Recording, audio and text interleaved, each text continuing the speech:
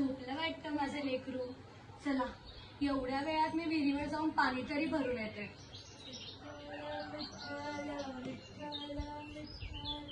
अगं बया, अरे उठलं वाटते काय तर. ओ काय झालं माझ्या गुंड्याला? ओ आली बा तुझी आई. समोरच आहे, काय रडतो? वेळ पण होतोय, काय करू? हे असे पण रिकामेच दिसताय. आहो ऐकताय का? कधीतरी त्या विठ्ठलाला सोडून आपल्या घर परिवाराकडे लक्ष दिलं ना तर खूप उपकार होतील माझ्यावरती. अगं आज या विठ्ठलामुळे तोच तर आपला पालनहार आहे, आपल्या परिवाराचा सदस्य आहे.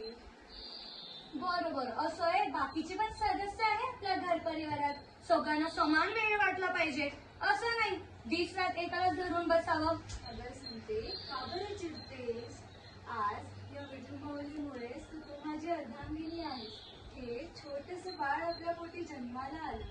आज आनंद आहे तो या विठुमाऊलीमुळेच तर आहे. बरं बरं, असं आहे वय. मग कधीतरी विठ्ठलाचा प्रसाद म्हणून याला पण हातात घ्या की. याला पण लाड प्रेम करा. जर समजा प्रेम तुम्ही त्या विठ्ठलावरतीच होताल तर आपल्या छोट्याशा विठूच्या नशिबी काय येईल? ही ओली मातीच. अगं बरं मग ठरलं, तुम्ही सांभाळताय त्याला. मी चालले विहिरीवरती. हो हो, बरं मी चालले, लक्ष राहू द्या, नाहीतर पुन्हा सुरू होती विठ्ठल विठ्ठल विठ्ठल. विठ्ठला विठ्ठला, अरे अरे माझं बाळ, माझं छोटूस विठू. अरे अरे अरे, माझं छोटूस विठूला झोप आली बाय. झोपलं माझं बाळ.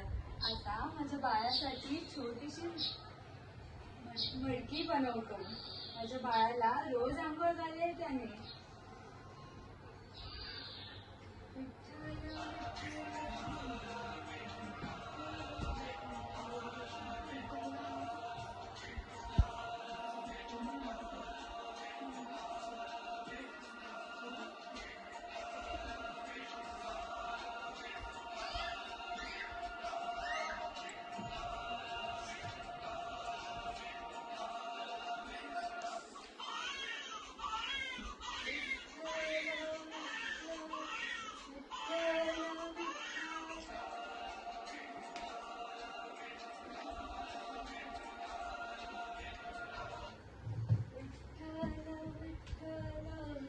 गोरिया कुम्हार भजन करते हुए मिट्टी पैरों से कुचल रहा होता है, परंतु वह भजन में इतना विलीन हो जाता है कि उसे होश ही नहीं रहता। तभी उसका बच्चा बिट्टू रेंगते हुए गोरिया कुम्हार के पैरों के पास आ पहुंचता है और गोरिया कुम्हार बच्चे को मिट्टी के साथ कुचल देता है।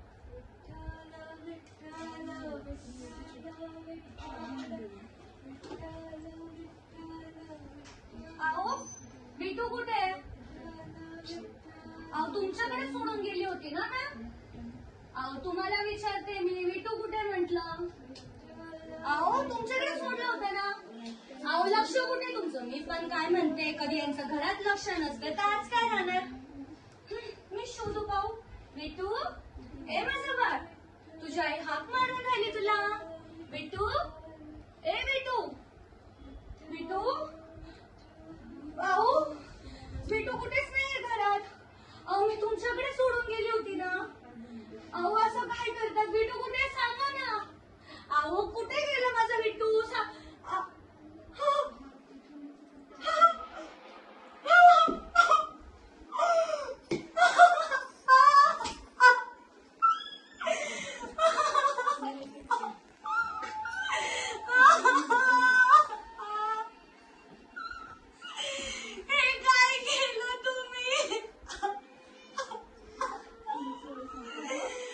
हे काय केलं तुम्ही? असं कसं बाप आहे तुम्ही?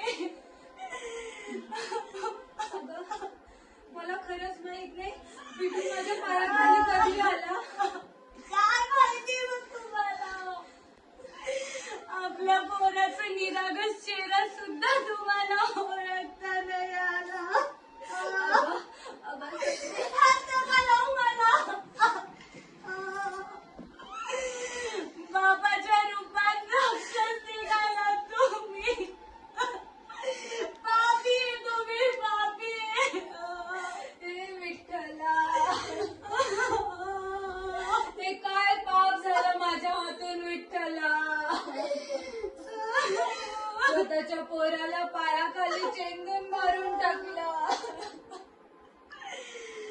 विठ्ठल विठ्ठल विठ्ठल, तुमच्या भक्तिपणाने सुद्धा त्याचं पोट नाही भरलं.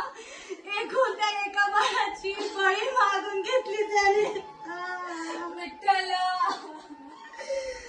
हे काय केलं मी विठ्ठला?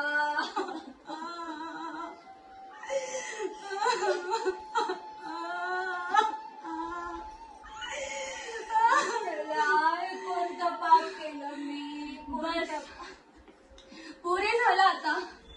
त्या कठोर हृदयाच्या काळासाठी माझ्या घरात काही जागा नाहीये. अगं संते, ते काय पाप करायला चालली होतीस? अनर्थ ते झालाच आहे. जर मी हे आधीच केलं असतं तर माझं बाळ हातात खेळत असतं, जिवंत असतं. विठ्ठला, विठ्ठला, स्वतःच्या पोराला पायाखाली चेंगून मारून टाकलं. तुझा भक्त म्हणण्याचा पण लायकीचा नाही राहिलोय मी विठ्ठला.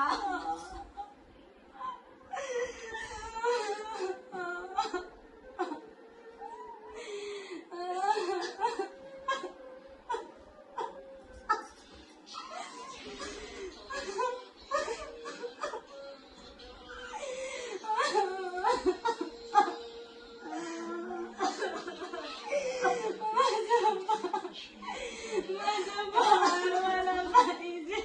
माझं बाळ, माझं बाळ.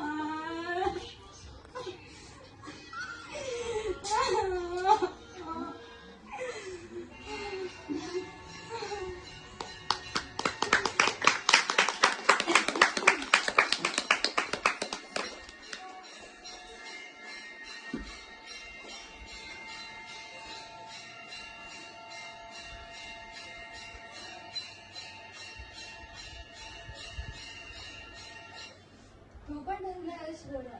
एवढ्या बिकट परिस्थितीमध्ये तू तुझ्या विठ्ठलाचा हात नाही सोडला. तुझा हा दृढ विश्वास पाहून मी खूप प्रसन्न आहे. अशा शुद्ध भक्ताच्या दर्शनाकरिता स्वतः भगवंत पण आपला गाभारा सोडून प्रगट होता. अगं संती, तिकडे काय उभी आहेस? ये प्रणाम कर. स्वतः भगवंत पण त्यांचा गाभारा सोडून आपल्या झोपडीत आली आहे. ये. माफ करा मला, पण मी यांचे चरण स्पर्श नाही करू शकत. माझं बाळ आज मेलं आहे, याचं कारण फक्त आणि फक्त तुम्ही आहे. तू पण धन्य आहेस माते. आपल्या बाळासाठी परमेश्वरासोबत लढायला तयार झाली. या ब्रह्मांडात जितकी पण जीव आहे ती सगळी माझीच तर मुले आहे. जेवढं दुःख तुला मृत्यू होत आहे त्यापेक्षा अधिक दुःख मला होत आहे आणि मी माझ्या मुलांना दुःखी नाही बघू शकत.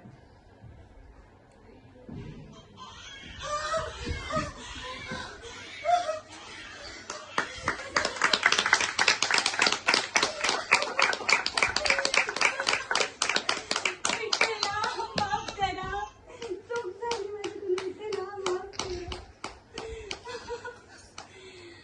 आज तुमच्या विठ्ठलाने माझं बाळ वाचवलं. आज विठ्ठलाने फक्त बाळच नाही तर सर्वांच्या भक्तीवरचा विश्वास सुद्धा वाचवला आहे. विठ्ठल विठ्ठल विठ्ठल.